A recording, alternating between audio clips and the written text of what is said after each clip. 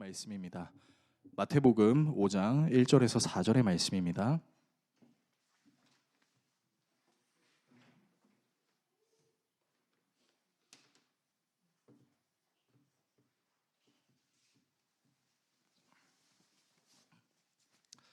마태복음 5장 1절에서 4절의 말씀 신약 성경 5페이지 정도에 있습니다.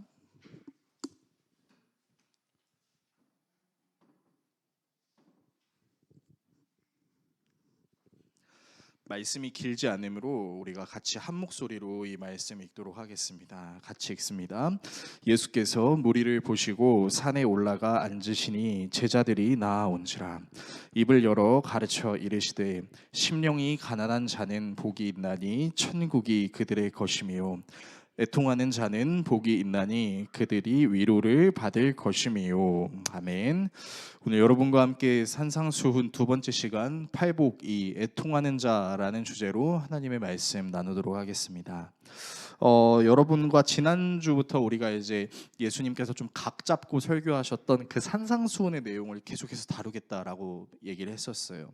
그래서 지난주의 내용을 잠시 복습을 하고 말씀을 좀 나누고 싶은데, 우리가 좀 편의상 팔복으로 부르는 이 산상수훈의 첫 번째 내용은 8가지 복을 이야기하는 것이 아니라 궁극적으로 거듭난 자가 누리는 축복을 이야기하는 것인데, 이 축복이 8가지의 이제 내용을 담고 있는 것이 아니라 계속해서 이어진다라는 것이죠. 그러니까 심령이 가난한 자는 복이 있고, 그 심령이 가난한 자는 애통하고, 애통하는 자는 온유하고, 온유한 자는 의에 줄이고 목이 마르다, 이런 형식으로 계속 이어진다라는 것입니다. 그래서 이 팔복의 개념은 우리가 복을 받을 수 있기 위한 8가지의 비결을 이야기하는 것이 아니라 예수님을 믿는 자들에게는 이미 복이 있다라는 선포의 개념, 즉 예수를 따르고자 하는 제자들에게 주시는 하나님의 은혜다라는 것을 우리가 나눴었어요. 그래서 지난주에 우리가 함께 나눴던 심령이 가난하다라는 것은 그 어떤 것으로도 채울 수 없는 결핍, 가난의 영역이 나에게 있다라는 것이죠. 그것이 뭐 건강이든 물질이든 관계든 또 어떤 감정이든 하나님만이 채워주실 수 있는 영역이 있다라는 것을 우리가 나눴어요. 그래서 하나님만이 채워주실 수 있는 영역이 있다라는 것은, 다시 말해 내 구원은 내 스스로 이룰 수 있는 것이 아니라는 것이죠. 하나님이 나의 구원을 이루실 수 있고 하나님만이 하실 수 있는 그 영역이 있다는 것을 깨닫게 되는 그 순간 하나님께서 나를 다스리시는 것이 우리가 본격적으로 제대로 느낄 수 있다라고 나눴었습니다. 그래서 다시 한번 말씀드립니다. 여러분, 저나 여러분이나 우리가 우리의 구원을 스스로 이룰 수 없다는 것을 머리로만 알고 있는 것이 아니라 좀 삶을 살아가면서 좀 절실히 좀 경험을 해보셨으면 좋겠습니다. 죄송한 말씀이지만 정말 하나님의 구원만이 우리를 구원할 수 있다는 것을 경험하기 위해서는 우리에게 고통도 필요합니다. 그래서 우리가 그 고통을 막 겪기 시작해서 그 고통을 해소하기 위해서 하나님이 아닌 다른 것을 찾는 경험도 하겠죠. 그러나 하나님이 아닌 다른 것을 찾는 경험을 아무리 한다 한들 사이다를 마시는 것 같은 시원함은 있을 수 있지만, 사이다를 마셨을 때 당장은 시원하더라도 사이다를 마시고 나면 그 다음에 뭐가 있냐면 갈증이 있습니다. 그리고 그 갈증을 해소하지 못하면 공허함이 있을 수 있죠. 그러니까 우리는 사이다를 찾아야 되는 것이 아니라 우리의 그 무엇도 우리 힘으로 채울 수 없는 영역은 오직 하나님만이 채우실 수 있다라는 것을 믿고 선포하고 그 하나님께로 나아가게 될 때 하나님의 다스리심이 저와 여러분에게 역사될 수 있다라는 것입니다. 그래서 여러분, 심령이 가난해지시기를 추구하는 저와 여러분들이 됐으면 좋겠습니다. 너무 힘든 그 순간이 왜 하나님이 나를 버리시나, 왜 하나님이 나를 저주하시는 것처럼 느껴지지라고 생각하는 것이 아니라, 바로 그 순간 나는 하나님 외에 다른 것으로는 내 공허함과 내 갈증을 채울 수 없다라는 것을 선포할 수 있었으면 좋겠습니다. 자, 오늘은 여러분과 함께 애통하는 자는 복이 있다라는 내용을 좀 다루려고 하는데, 2가지 내용을 좀 다루려고 해요. 첫 번째는 애통의 의미는 무엇인지, 두 번째는 참된 위로는 무엇인지. 애통이 무엇인지, 참된 위로가 무엇인지, 이 2가지 내용을 함께 나누고 기도하는 시간을 갖도록 하겠습니다. 자, 첫 번째 애통의 의미입니다. 여러분, 애통은 이제 우리가 사전적인 의미로 생각을 했을 때 이렇게 받아들일 수 있습니다. 이제 무엇도 위로되지 않을 것 같은, 무엇도 이제 나의 마음을 해소시켜 줄 수 없는 극심한 슬픔의 상태를 우리가 이제 애통이라고 하죠. 그런데 성경은 우리에게 애통은 심령이 가난한 자가 하는 것이라고 이야기합니다. 그러니까 다시 말해서 하나님만이 내 문제를 해결해 주실 수 있어요 라는 믿음을 가지고 가난한 자로 주님께 나아갈 때 그 가난함 때문에 내가 애통할 수 있다라는 것입니다. 그래서 애통하는 자는 두 가지를 느낄 수 있는데, 첫 번째는 무엇이냐면 나 자신이 스스로 완전할 수 없다라는 것을 절절하게 고백할 수 있습니다. 그리고 두 번째는 스스로 완전할 수 없는 존재이기 때문에 저나 여러분이나 어느 순간 나는 왜 이렇게 비참한 존재 같지라는 생각을 하게 된다는 거예요. 그러니까 나는 스스로 나를 구원할 수 없고 어느 영역도 내가 완전할 수 없기 때문에 마치 내가 그럼 이 땅에 왜 태어났고 나는 도대체 무엇을 위해 존재하는가에 대한 비참함을 느낄 수 있다라는 것입니다. 이 죄와 비참함을 깨닫게 되므로 주체할 수 없는 극심한 슬픔을 느끼는 것을 성경은 애통이라고 이야기합니다. 그러니까 성경적인 애통이 바로 이런 거죠. 하나님이라는 존재가 있다는 걸 우리가 알고 그 하나님의 존재를 거울로 삼아 나를 살펴봤을 때 내가 완전할 수 없다. 나는 내 스스로 내 모든 영역에서 구원을 이룰 수 없다. 나는 진짜 비참한 존재가 될 수 있다는 것을 자각하고 인식하는 것. 여러분, 그래서 그것을 가지고 슬픔을 가지고 주님께 나아가는 것이 애통이다라는 것입니다. 자, 그러면 우리가 여기서 이제 좀 궁금해 봐야 할 것은, 그렇다면 성경이 말하는 애통이 아닌 다른 애통이 있다면 무엇일까? 라는 얘기를 전 좀 여러분들과 좀 다루고 싶어요. 성경적인 애통이라고 성경적이지 않은 애통이라고 좀 편의상 얘기해 드리겠습니다.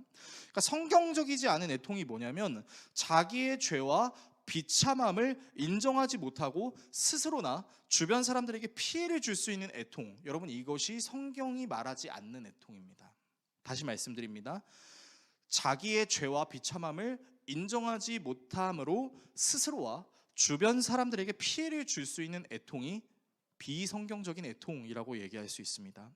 17세기에 이제 청교도 설교가로 유명했던 토마스 왓슨이라는 분이 이 팔복이라는 내용을 해석하시면서 한 가지 개념을 만들어내셨는데, 그게 뭐냐면 유사 애통입니다. 다시 말해서 이제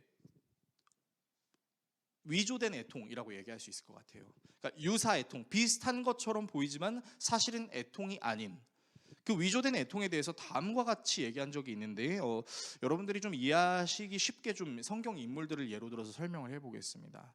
자, 이제 유사 애통 중에 첫 번째가 무엇이 있냐면 절망이 있습니다. 여러분, 절망 해보신 적이 혹시 있으신가요? 그러니까 절망을 하게 되면 아무것도 안 보여요. 그러니까 온 세상이 깜깜하게 보입니다. 나 혼자만 있는 것 같고 그 누구도 내 얘기에 귀를 기울여 주지 않는 것 같고 내가 뭘 하더라도 안 되는 것 같은 그 시기를 우리는 절망이라고 해요. 자, 그런데 이 절망이 슬퍼하는 것처럼 보이는데 이 절망이 점점 더 심해지면 사람들이 무슨 행동을 하냐면 극단적인 선택을 합니다. 예를 들어서 여러분은 가룟 유다를 잘 알고 계실 거예요. 그 예수님의 12 제자 중에서 회계를 담당했던 가룟 유다라는 사람이 있었습니다.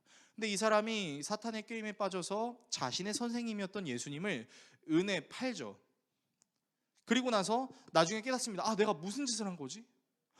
내가 내 선생님을 팔아버리다니 하고 이제 자괴감이 들고 절망하기 시작해요. 그래서 성경은 뭐라고 이야기하냐면 이 가룟 유다가 목을 메어 죽었다라고 이야기합니다. 그래서 더러는 어떤 사람들은 이렇게 얘기하죠. 가룟 유다는 천국에 가지 못했을 거야. 예수님을 팔았고 예수님께 회개를 하기는커녕 목을 매 죽었으니까. 저는 가룟 유다가 천국에 갔는지 지옥에 갔는지는 잘 모르겠습니다. 하지만 그게 중요한 것이 아니라 중요한 것은 절망에 빠진 자의 모습이 극단적이라는 것이죠. 그러니까 절망하는 사람이 겉으로는 애통하는 것처럼 보일 수 있지만 그 애통함으로 하나님을 구하는 것이 아니라 스스로 자살을 해버리는 극단적인 선택을 하는 것, 이것이 첫 번째 유사 애통입니다. 두 번째는 위선입니다. 무슨 말이냐면 거짓말을 하는 거죠. 여러분은 다윗을 잘 알고 계실 거예요. 근데 이 다윗이 참 훌륭한 사람이었어요. 이제 골리앗에게 물맷돌을 던지고 골리앗의 칼을 뽑아서 이제 골리앗을 죽이죠. 그래서 이제 사울이 골리앗을 데리고 갑니다. 그리고 골리앗이 아니라 사울이 다윗을 데리고 가서 이 다윗이 나가는 전쟁마다 승리를 하는데 이제 백성들이 그런 얘기를 하죠. 사울은 천천히요, 다윗은 만만히로다. 이때부터 이제 사울의 그 질투심과 다윗을 향한 경멸함이 막 극에 치달아요. 그래서 다윗이 하프를 연주할 때 창을 던져서 죽이려고 했던 적도 있었고, 나중에는 대놓고 다윗을 죽이려고 합니다. 그래서 다윗이 도망하다가 엔게디 광야라는 곳을 가게 되는데, 그 엔게디 광야에서 사울을 죽일 수 있는 찬스를 얻게 돼요. 그런데 그래서 이제 다윗의 부하들이 얘기하죠. 다윗이요, 당신의 괴롭히는 저 사울을 죽이세요. 지금 사울을 죽이고 당신이 왕권을 차지하시면 우리는 회복할 수 있어요 라고 얘기하는데, 다윗이 뭐라고 얘기하냐면, 하나님께서 기름 부으신 자를 제가 함부로 죽일 수 없습니다 라고 얘기하고, 몰래 그 사울의 옷자락을 베죠. 그리고 사울의 뒤편에서, 사울아 들으십시오, 여기 당신의 옷자락을 제가 가지고 있습니다 라고 얘기해요. 그러니까 그때 이제 사울이 뭘 깨닫냐면, 아, 내가 죽을 뻔했구나. 그런데 다윗이 나를 살려줬네. 다윗, 내가 미안하다. 다시는 당신을 내가 죽이지 않을게요 라고 선포하고 약속해요. 그리고 또 어떻게 해요? 또 죽이려고 해요. 그러니까 성경이 뭐라고 얘기하냐면, 사울이 다윗의 그 용서를 받을 때 목 놓아 울었다라고 얘기합니다. 그러니까 진짜 막 목이 쉬도록 울었겠죠. 겉으로는 애통하는 것처럼 보이지만 그 애통 뒤에는 다시 다윗을 죽이려고 했던 사울의 위선이 있었다라는 겁니다. 세 번째 유사 애통은 억지입니다. 여러분은 아담과 하와의 자녀들 이야기, 가인과 아벨의 스토리를 너무나 잘 알고 계실 거예요. 근데 성경을 읽어보면 좀 아벨의 죽음이 좀 어처구니가 없습니다. 그러니까 하나님께서 가인의 제사는 받지 않으시고 아벨의 제사는 받았다라고 나와 있어요. 히브리서 성경 기자는 아벨이 믿음으로 하나님께 제사를 드렸기 때문에 하나님께서 받으셨다라고 이야기하죠. 그러니까 어쨌든 가인이 하나님을 향한 신뢰가 없었다는 거잖아요. 그러면 문제는 가인에게 있는 건데, 가인이 그 사건을 통해서 자기 동생을 죽도록 미워합니다. 그래서 자기 동생을 실제로 쳐 죽여요. 나중에 하나님께서 가인에게 네 동생 아벨이 어딨니? 라고 물으시니까, 제가 제 아우를 지키는 자니까, 막 감정적으로 대우하죠. 그래서 하나님께서 형벌을 내리시니까 가인이 뭐라고 얘기하냐면, 이 형벌이 너무 과해요. 애통합니다. 자기가 잘못했잖아요. 자기가 잘못을 해서 하나님께서 그 잘못에 적합한 형벌을 내리신 것뿐인데, 그 형벌이 너무 가혹하다고 애통하며 억지로 하나님의 형벌을 깎아내리려고 하는 행위, 이것이 유사 애통이 될 수 있다는 거죠.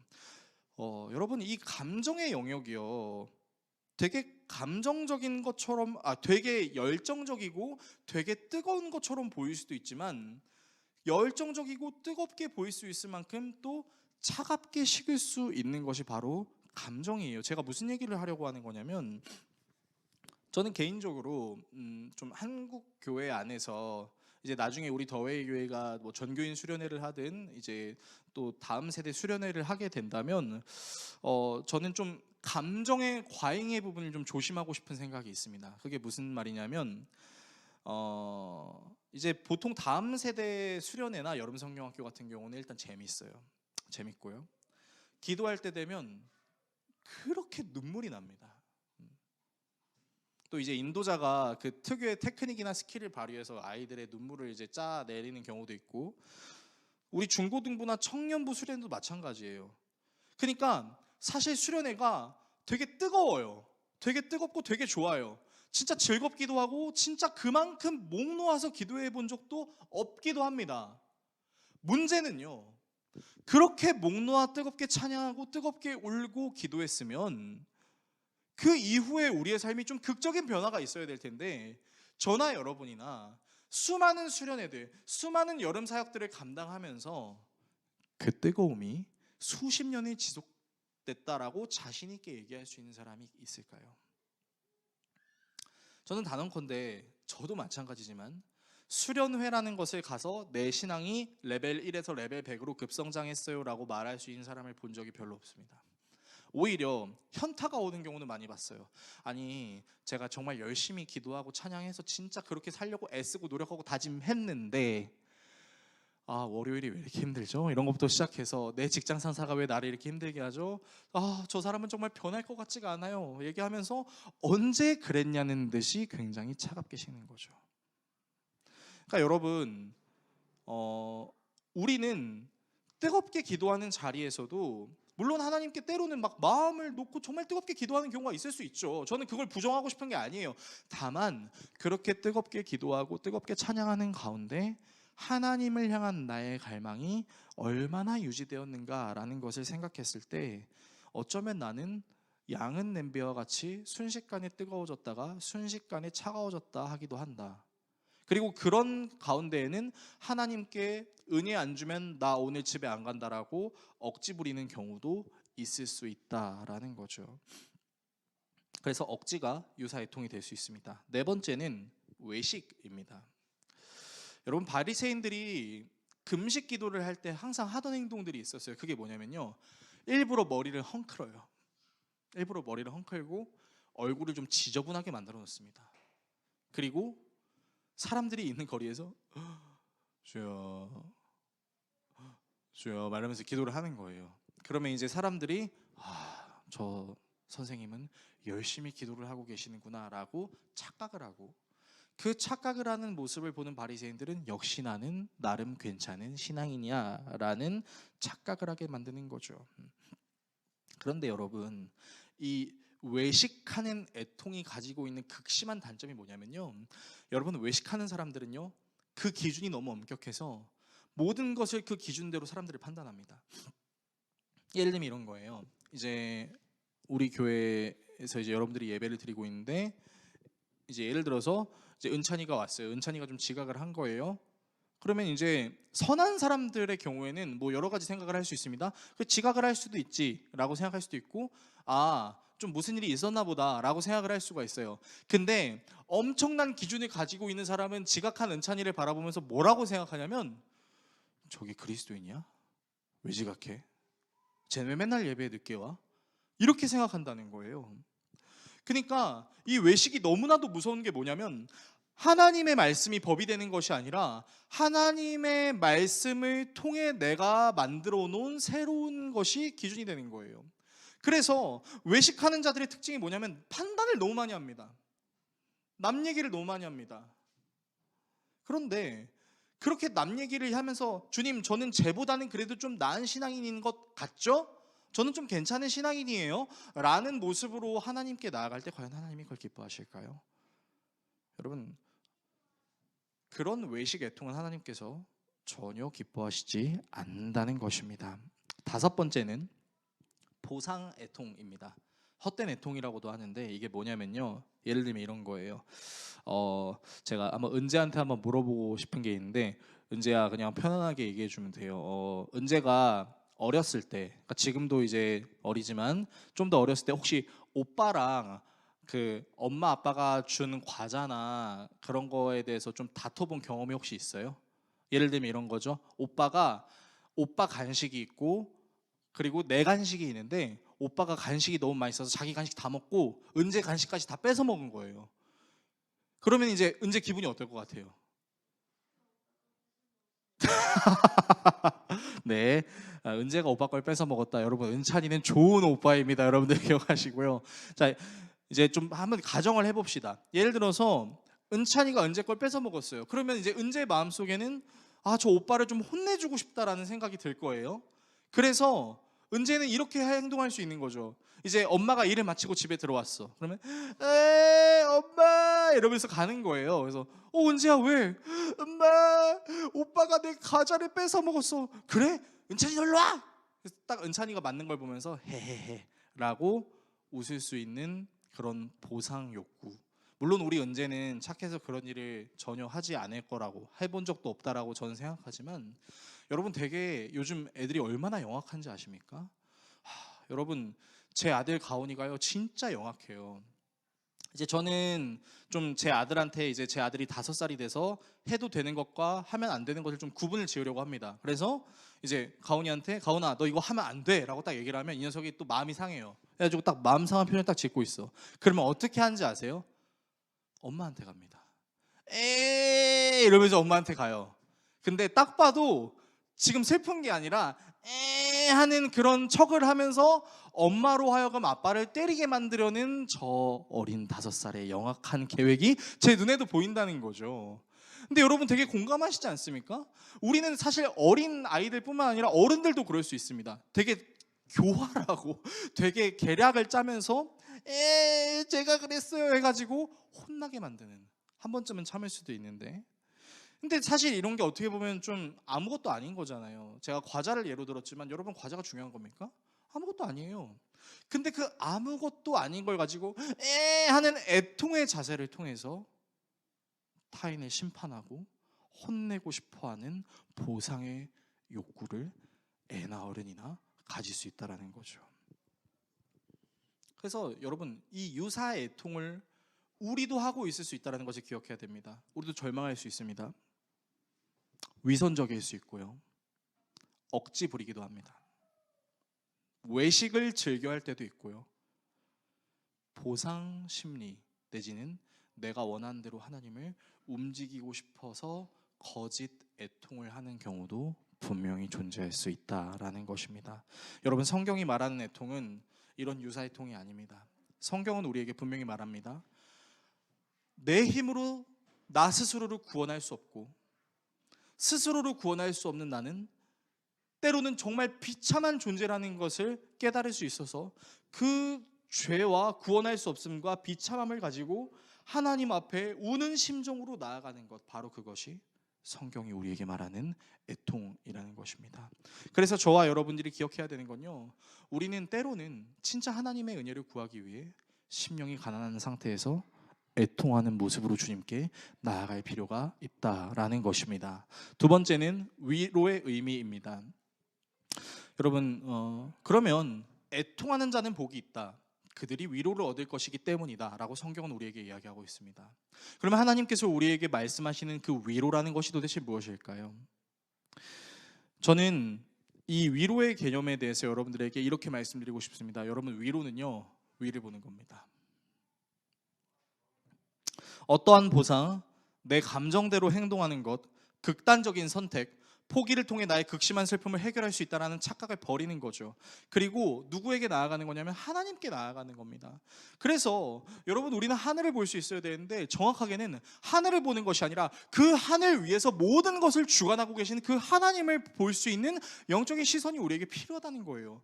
그래서 우리는 자꾸만 위를 봐야 되는데 너무나 연약한 우리는 위로를 얻기 위해서 위를 보는 것이 아니라 옆을 볼 때가 있습니다. 그리고 어떻게 위로를 어떻게 위로를 추구하냐면요, 이런 거예요. 종종 내 옆이나 주변이나 밑을 보면서 나보다 못한 사람들, 나보다 부족한 사람들을 보면서 위로를 얻는 경우가 있어요. 예를 들면 이런 겁니다. 내 월급이 적어. 그런데 내 옆에 보니까 비정규직이 있네. 비정규직보단 그래도 내가 낫잖아. 또 밥에 김치에 국에 먹어야 돼? 근데 저 옆에 있는 나라들은 한 끼 밥도 못 먹어서 힘들어 하잖아. 그런 거에 비하면 내가 낫잖아. 여러분, 이게 위로입니까? 여러분, 이거 위로 아닙니다. 여러분, 엄밀하게 말하면 이거 바리새인의 기도랑 똑같은 거예요. 나는 저 사람과 같지 않으면 감사합니다. 여러분, 이게 진짜 위로라고 생각하세요?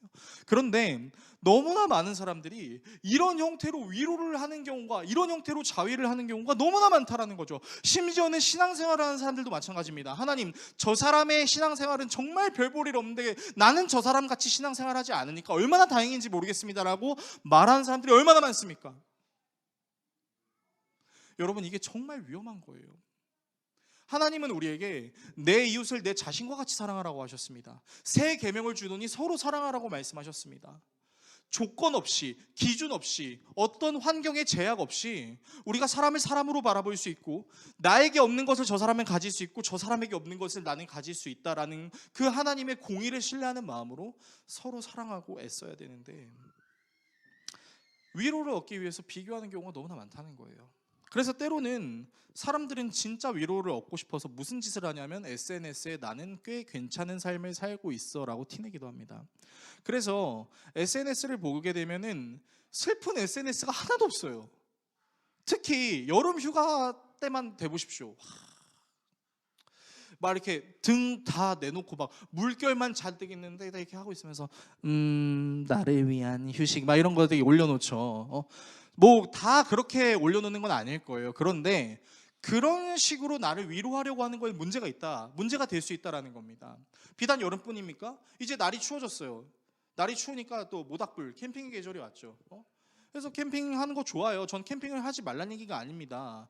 그런데 그런 것을 함으로써 어떤 나의 휴가를 즐김으로써 저 사람은 즐기지 못하는 걸 나는 즐기니까 라는 차원으로 나는 꽤 제법 괜찮은 삶을 살고 있어 너보단 이라는 차원으로 SNS를 하게 되는 그 순간 여러분, 우리는 위로가 아니라 스스로를 더 깎아먹는 행위가 될 수 있다는 겁니다.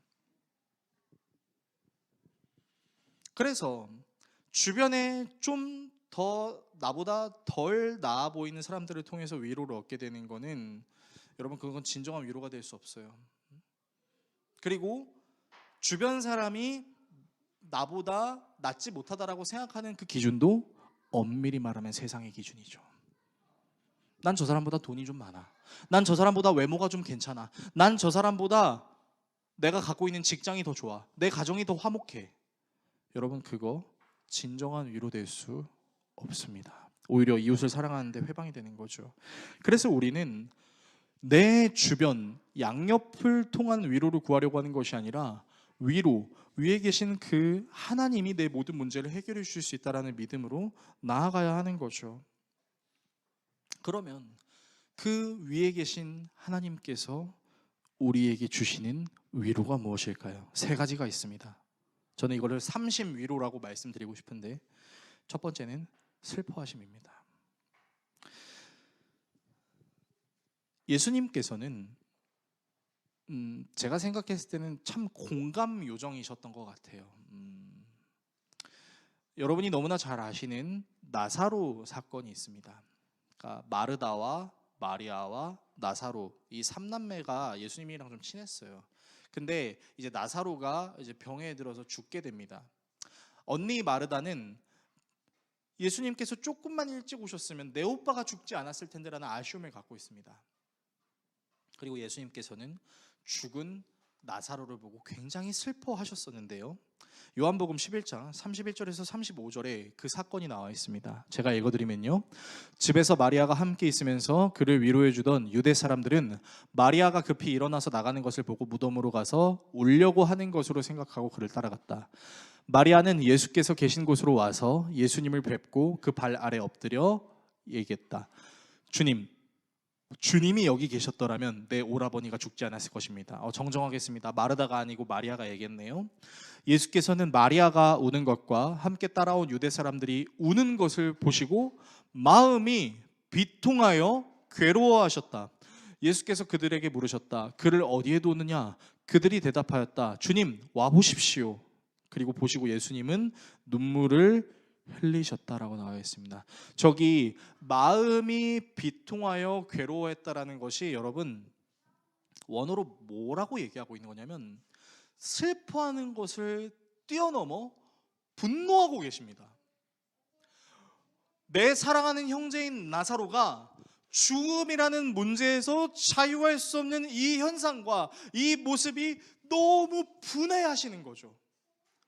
하나님께서 창조하셨던 이 사람이 죽음이라는 영역에서 자유롭지 못한 것 때문에 그것 때문에 슬퍼하고 슬픔을 넘어서 분노하시고 이 죽음을 이기시고 해결하시기 위해 내려오신 분이 주님이시잖아요. 그러니까 주님께서는 사람들이 죽는 것에 대해서 때가 됐으니까 죽는 거지, 죽을 죄를 지었으니까 죽을 일이 있으니까 죽는 거야 라고 얘기하시는 게 아니라 사람들이 죽을 수밖에 없는 상황과 환경에 놓인 것에 대해 누구보다 슬퍼하시고 분노하셨다라는 겁니다. 그렇게 슬퍼하심과 더불어 하나님께서는 우리에게 어떤 위로로 다가오시냐? 믿음을 주심으로 우리에게 위로로 다가오십니다. 여러분은 사무엘의 어머니 한나에 대한 내용을 알고 계실 겁니다. 이 한나의 이제 아쉬운 부분이 뭐냐면 아기가 안 생기는 거였어요. 그래서 그때 당시 여인이 아들을 낳지 못하면 제 역할도 못한다라는 그 엄청난 비난들이 있었는데, 그래서 한나는 정말 그 하나님이 주시는 자녀가 갖고 싶어서 울면서 기도했는데 마치 그 모습이 술에 취한 모습 같았다라고 이야기합니다. 사무엘상 1장 10절에서 18절의 말씀입니다. 읽어드리면요, 한나는 괴로운 마음으로 주님께 나아가 흐느껴 울면서 기도하였다. 한나는 서원하며 아뢰었다. 만군의 주님, 주님께서 주님의 종의 비천한 모습을 참으로 불쌍히 보시고 저를 기억하여 주셔서 주님의 종을 잊지 않으시고 이 종에게 아들을 하나 허락해 주시면 저는 그 아이의 한평생을 주님께 바치고 삭도를 그의 머리에 대지 않도록 하겠습니다. 나실인으로 지금 드리겠다고 서원하는 거죠. 한나가 주님 앞에서 계속 기도를 드리고 있는 동안에 엘리가 등장하는데, 이 엘리는 제사장이었습니다. 그런데요, 엘리는 한나의 입술을 지켜보고 있었다. 한나가 마음속으로만 기도를 드리고 있었으므로 입술만 움직이고 소리는 내지 않았다. 그러니까 얘는 이런 것 같아요. 이제 눈을 감고 이러면서 이제 기도를 하는데 마치 그 모습이 이제 술에 취한 것 같은 거죠. 그러므로 엘리는 한나가 술에 취한 줄로 생각하고 그를 꾸짖었다. 이 예배당에서 뭐 하는 짓입니까? 술 먹고 뭐 하는 거예요? 라고 얘기하는 거예요. 여러분이 한나라면 엘리에게 죄송하다고 얘기할 것 같아요? 상처받을 것 같아요? 여러분, 죄송한 마음도 있는데 일단 상처받습니다. 예를 들어서 우리 이양미 집사님, 좀 간절한 기도의 제목이 있으셔서 교회에 나와서 기도하고 계셨어요. 너무 간절해서 막 이렇게 정신을 못 차리는 모습으로 기도하는 거를 제가 보고, 집사님 술 취했어요? 정신 차려요. 뭐 하는 거예요? 라고 하면, 집사님 우리 교회 다니실 거예요? 안 다니실 거예요? 안 다니실 거잖아요. 우리 교회 나갈 거란 말이에요. 둘도 고민할 필요 없는 거예요. 열심히 기도하는 사람한테 술 취했어요? 정신 차려요 라고 얘기하는 목사의 교회를 누가 다니고 싶겠어요? 그런데 한나가 아주 놀라운 태도를 취합니다. 다음 장면을 보면요, 넘겨주세요. 없나요? 언제까지 술에 취해 있을 것이요? 포도주를 끊으시오. 한나가 대답하였다. 제사장님, 저는 술에 취한 것이 아닙니다. 포도주나 독한 술을 마신 것이 아닙니다. 다만 슬픈 마음을 가눌 길이 없어서 저의 마음을 주님 앞에 쏟아 놓았을 뿐입니다. 이 종을 나쁜 여자로 여기지 마시기 바랍니다. 너무나도 원통하고 괴로워서 이처럼 기도를 드리고 있습니다. 그러자 엘리가 말하였다. 그렇다면 평안한 마음으로 돌아가시오. 이스라엘의 하나님이 그대가 간구한 것을 이루어 줄 것이오. 한나가 대답하였다. 제사장님, 이 종을 좋게 보아주시기 바랍니다. 다음이 중요해요. 한나는 그 길로 가서 음식을 먹었다. 그리고 다시는 얼굴에 슬픈 기색을 띠지 않았다. 여러분, 이게 왜 중요한지 아세요? 엘리가 한나한테 얘기한 거죠. 술 취했어요?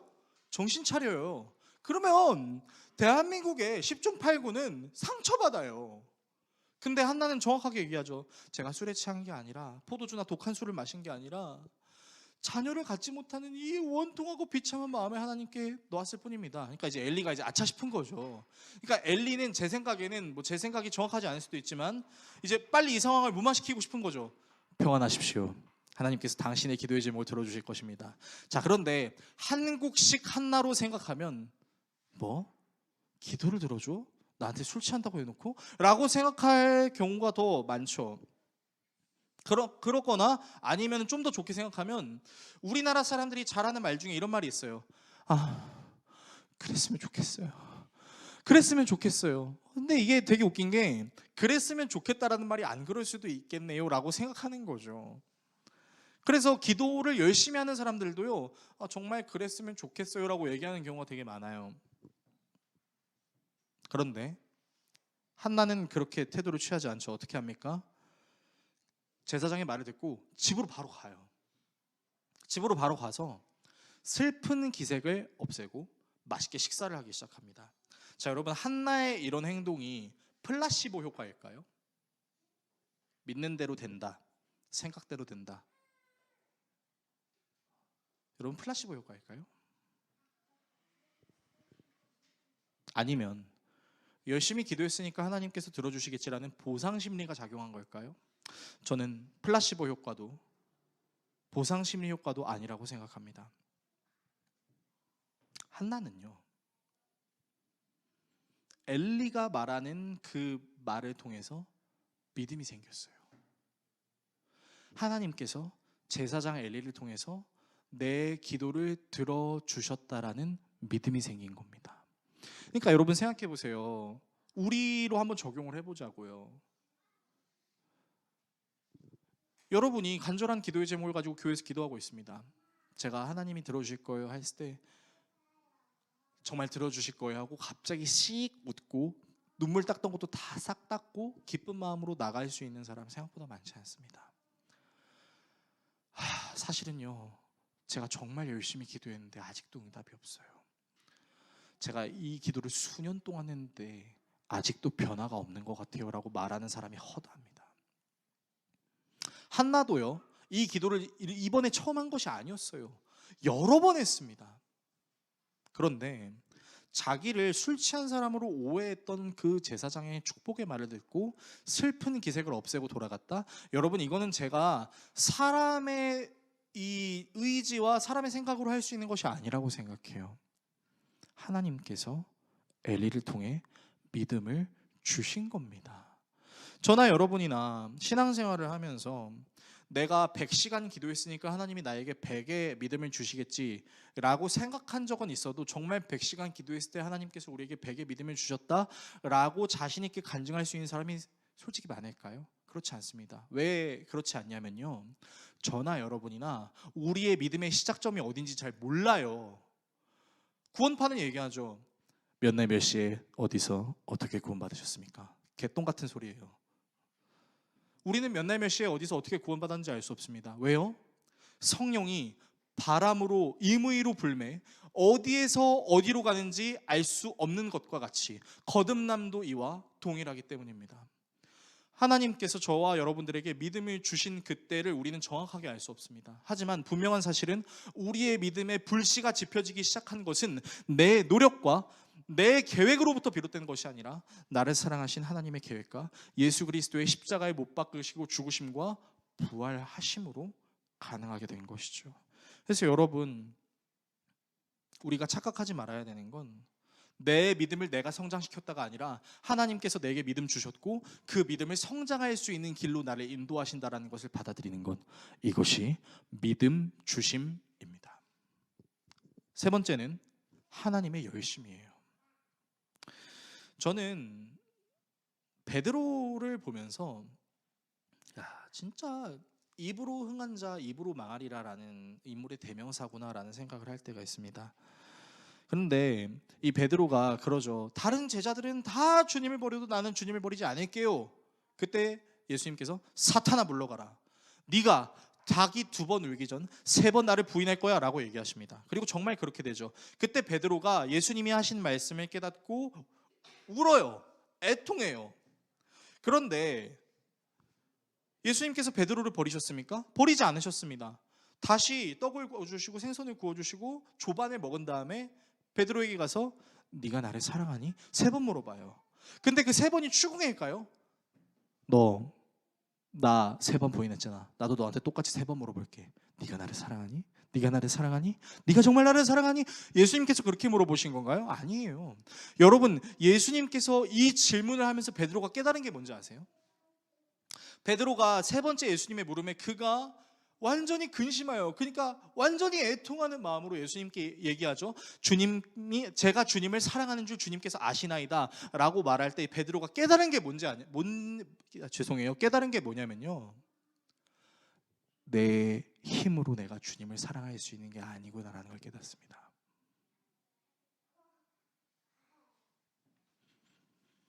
나는 내 힘으로 예수를 부인하지 않을 수 있었다고 생각했어. 그런데 예수님이 잡혀가시던 그때 나는 자신 있다라고 말했던 입으로 예수님을 3번이나 못 박아 죽인 것과 똑같구나. 나는 내 힘으로 내 구원을 이룰 수 없구나. 내 구원을 이루실 수 있는 분은 나를 위하여 십자가에 못 박혀 죽으시고 4일 만에 부활하셔서 다시 내게로 찾아오셔서 내가 너를 사랑한다라고 말씀하시는 그 주님의 은혜구나. 여러분, 그래서 저는 이 부분을 하나님의 열심이라고 여러분들께 얘기해 드리고 싶어요. 여러분이 이 교회에 나온 거, 여러분들이 믿음을 가지신 거, 여러분들이 신앙인의 모습으로 행동하는 거, 여러분들이 했다라고 착각할 수 있습니다. 저도 마찬가지입니다. 그런데요, 돌이켜보면 그 어느 것 하나 주의 손길이 닿지 않았던 것이 단 하나도 없었습니다. 우리는 열심을 낼 수는 있지만 그 열심을 지속할 수는 없는 연약함을 갖고 있습니다. 그 열심을 현실로 만들어내지 못하는 연약함도 갖고 있습니다. 그러나 예수님께서는 말씀하신 모든 것을 하나도 남김없이 다 응하셨습니다. 저는 이것을 가리켜 하나님의 열심이라고 이야기하고 싶습니다. 하나님의 위로는 세 가지로 옵니다. 슬퍼하심, 믿음을 주심, 하나님의 열심. 이 세 가지가 저 위로부터 우리에게 오는 것을 느끼고 받아들이게 될 때 우리는 세상이 줄 수 없는 위로를 얻게 된다라는 것입니다. 설교를 정리하겠습니다. 저는 이 애통하는 자는 복이 있다라는 설교를 준비하면서 한 가지 곰곰이 생각한 점이 있는데, 그게 뭐냐면요. 저는 되게 놀랐는데 여러분들은 어떻게 받아들이실지 모르겠어요. 여러분, 우리는요 행복하고 싶어서 신앙생활합니다. 그렇죠? 저나 여러분이나 진짜 행복하고 싶어서 신앙생활해요. 그런데요, 예수님의 지난 3년의 공생애를 기록한 마태, 마가, 누가, 요한 모든 복음서에는 정말 놀랍게도 예수님이 행복하셨다, 예수님이 활짝 웃으셨다, 예수님이 너무 기뻐하셔서 그 기쁜 감정을 추스리지 못해 신나서 춤을 추셨다라는 내용이 어디에도 나와 있지 않습니다.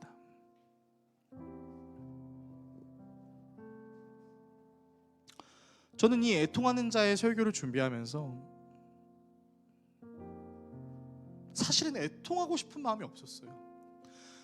솔직히 주님, 그냥 신앙생활을 하면서 좀 남들보다 좀 덜 힘들었으면 좋겠고, 좀 덜 울었으면 좋겠고, 우는 일보다는 웃는 일이 더 많았으면 좋겠습니다.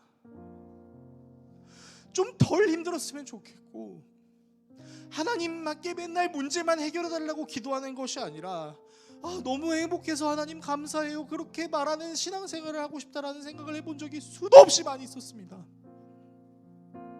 그런데 성경을 볼 때마다 예수님이 활짝 웃으셨다, 예수님이 너무 기뻐하셨다, 예수님이 정말로 행복하셨다라고 기록되어 있는 성경은 그 어디에도 없더라고요. 근데 이런 내용은 되게 많았어요. 예수님이 사람들의 그 마음은 다 아셨다. 자기를 하나님으로 보는 것이 아니라 자신을 통해 해결되지 않는 문제를 해결하고자 하는 욕망을 가진 욕망의 종교행위를 하고 있는 그 사람들의 마음을 예수님은 다 보셨다. 그래서 예수님께서 오병이어 사건을 통해 말씀하시죠. 너희들이 나를 찾는 까닭은 떡을 먹고 배부르기 때문이다.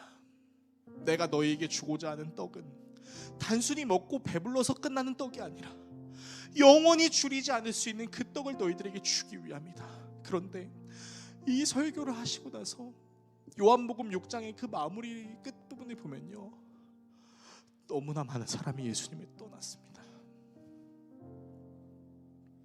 근데 그 떠난 사람들 중에는 예수님을 통해 병고침을 받은 사람도, 예수님을 통해 안식을 얻은 사람들도 있었어요. 예수님은 배신당할 것을 알고 계셨고 배신을 당하셨고 이후에는 제자들마저 자기를 버릴 것까지 다 알고 계셨어요.